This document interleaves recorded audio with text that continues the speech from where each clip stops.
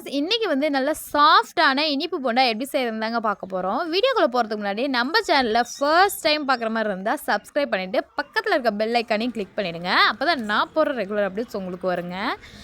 இப்போ வந்து நான் 1/4 கிலோ ரவையை எடுத்து ஊற வச்சுக்கிட்டேங்க. 1 மணி நேரம் ஊற வச்சுருந்தேன். அப்போ தான் வந்து நல்லா சாஃப்டாக வரும். தண்ணி ஊற்றி நல்லா ஊற வச்சுக்கலாம்.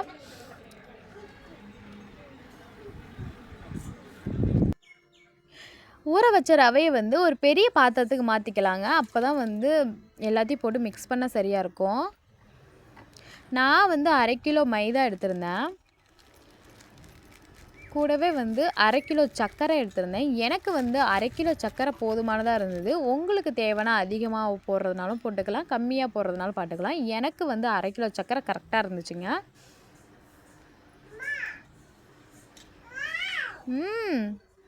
தண்ணி மிக்ஸ் பண்ணிக்கலாம். தண்ணி மிக்ஸ் பண்ணி கட்டி இல்லாமல் நல்லா கரைச்சி விட்டுக்கோங்க. ரொம்ப வந்து தண்ணியாட்டம் இருக்காமல், ரொம்பவும் வந்து கெட்டியாக இருக்காமல், ஓரளவுக்கு கரெக்டான பதத்துக்கு மாவு பிசைஞ்சிக்கலாம். இதோட உப்பு சோடாப்பும் சேர்த்துக்கோங்க. உப்பு நல்ல டேஸ்ட் கொடுக்கும். சோடாப்பு வந்து நல்ல சாஃப்ட்னஸ் கொடுக்கும். இதையும் வந்து ஒரு 1/2 மணி நேரத்துக்கு ஊற வச்சுக்கலாம். 1/2 மணி நேரம் ஊற வச்சதுக்கப்புறம் அடுப்பில் வானலை வச்சு நல்லா எண்ணெய் காஞ்சி வந்ததுக்கப்புறம் நம்ம வந்து எடுத்து வச்சுருக்க மாவை வந்து கொஞ்சம் கொஞ்சமாக போட்டு எடுத்துக்கலாம். எண்ணெயில் போடக்குள்ளே தெரியும் நல்லா புசு புசுன்னு உப்பி வருங்க. ரொம்ப அனல் அதிகமாகவும் வச்சிடாதீங்க, தீஞ்சிரும். ஏன்னா நம்ம ரவை போட்டிருக்கிறதுனால சீக்கிரமாக கருக ஆரம்பிக்கும். அதனால் வந்து மீடியம் ஃப்ளேமில் வச்சுக்கோங்க. நல்லா பொன்னிறமாக விடுங்க, அப்போ தான் நல்லாயிருக்கும்.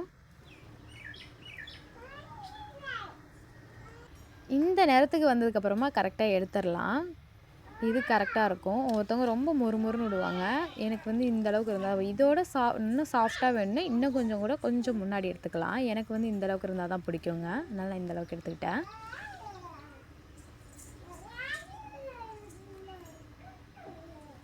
இப்போ நம்மளோட இனிப்பு போண்டா ரெசிபி ரெடி ஆகிடுச்சு. இது வந்து பாருங்கள், இதில் வந்து எண்ணெய் கூட அதிகம் இழுக்கலை. ரொம்பவே நல்லா இருக்குது, சாஃப்டாகவும் இருக்குது, சாப்பிட்றதுக்கும் ரொம்ப நல்லா இருந்துச்சு. இந்த வீடியோ பிடிச்சிருந்தால் லைக் பண்ணிவிட்டு நம்ம சேனலை சப்ஸ்கிரைப் பண்ணிவிடுங்க.